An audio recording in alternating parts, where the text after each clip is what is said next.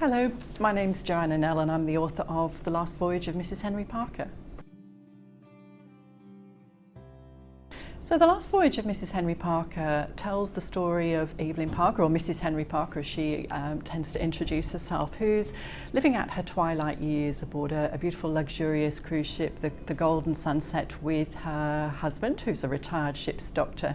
And she likes to dress for dinner every night in her evening clothes and her mother's tiara and regale people with stories of the good old days, as well as seafaring myths and legends. But when Henry disappears one day, Evelyn sort of has to set out on a whole new adventure and solve the mystery of her missing husband. The problem is that although she can remember every detail about the journey in 1953 aboard Orchides when she met and fell in love with the assistant ship surgeon Henry Parker, back in the present day she's not quite as sure and can't remember the last time she saw Henry. So I think it's not a spoiler to say that Mrs. Henry Parker is a character who's living with dementia, and this is something that I'm very passionate at talking about, because really what I want the reader to take away is to see Evelyn Parker not as a tragic figure to be pitied, but as the strong, feisty, intelligent woman she always was, albeit someone who's living with a condition. So what I'm trying to say is that a person with dementia can still have adventures and is still very much the person they were. I was very lucky to live a very short distance. I grew up in the middle of England, and our local library is somewhere I frequented, and I think I worked my way down every single aisle, so moving away from the children's books down and spent a lot of time in my local library, which sadly the last time I went to visit had closed down, and hopefully now is moving into beautiful new purpose-built premises. Yes, I think my favourite book growing up was Black Beauty by Anna Sewell.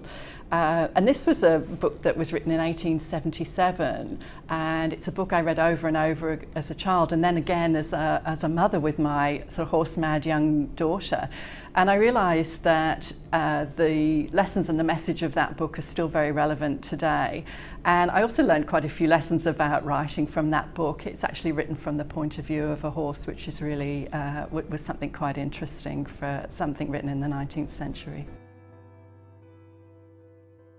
I've read some great books recently, but one that stands out for me is a book called Akin by Emma Donoghue, and it's the next book from Room, which was her previous book, and it tells the story of a gentleman, a retired professor in New York, who is suddenly contacted, and he's told that he's the only living relative for a troubled young boy, and the two of them go off to Nice together, and it's the most delightful story, and in a way very different to Room, but in some ways very similar, with two people, an adult and a child, thrown together in a situation that neither of them can escape, and it was just a beautiful book. I feel like I am writing all the time, but when I'm not actually at my desk, I love to walk, and I have a dog that loves to walk as well, thankfully, and we walk around some of the beautiful headlands and reserves around where I live, and that's just a very sort of spiritual experience for me.